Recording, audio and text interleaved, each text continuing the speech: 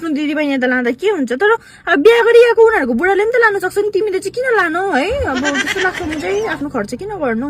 एउटै आमाको दिदी बहिनी त हो नि अलिअलि खर्च गर्दा के हुन्छ हौ कोही बेला बिहा भएर टाढो टाढो छ मलाई चाहिँ कहिले पनि लाँदैन त्यसको दिदीबहिनी साथीभाइ मात्रै याद गर्छ मलाई त नि म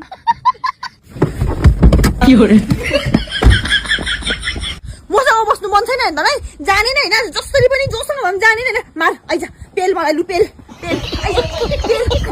आइज मसँग त बस्नै मन छैन होइन तँलाई जोसँग जाने नै होइन ल लु चला गाडी चला म झरे बाटोमा झरे झरोसिएछु लु चला चला लु चला मलाई बाटोमै झरिराख मलाई मारिराखेर जा मसँग बस्नु मन छैन चला हेत्ते झरान्ती साह्रो नगर न हेत्तेरिका छ्या ल जादिन बस गाडीमा ल जादिन ल बस तँ मलाई छोडेर जाने भन्दैछस् नि त मसँग बस्नु मन छैन न मारेर जा न पेरेर जा लु अझै लु लु लु लु लु लु हिँड अब लु लु हिँड लु चला न चला कहाँसम्म जाँदैछस् हेर्छु म पनि चला न चला कुनै टर्निङमा म झर्छु त्यहाँदेखि म मर्छु कि त्यहाँदेखि मात्र तँलाई रिग्रेट हुन्छ नि स्टार्ट गर हिँड लु झारिराख तँ जा दिदी बहिनीसँग जान्छस् कि भाइसँग जान्छस् कि तर साथीसँग जान्छस् मलाई चाहिँ मारिराख छोडिराख लडाइराख त मलाई जा ल हो भयो झर म जादिन औ झरन जादिन औ तिमीलाई लान्छु औ तैँले भनेर मात्रै झर्दैछु कि नभने चाहिँ फेरि झर्थ्यो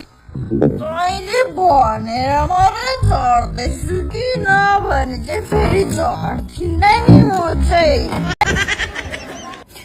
मलाई तिमीले पेलेर गएको भए होइन म यहाँ माथिबाट झरेको भए म मरेको भए चाहिँ तिमीलाई रिग्रेट हुन्थ्यो नि त्यहाँ चाहिँ मेरो बेबी छैन भन्दै तिमीले भन्थ्यौ नि ल सरी सरी ल सरी भयो त अब सरी भयो ल तिमीलाई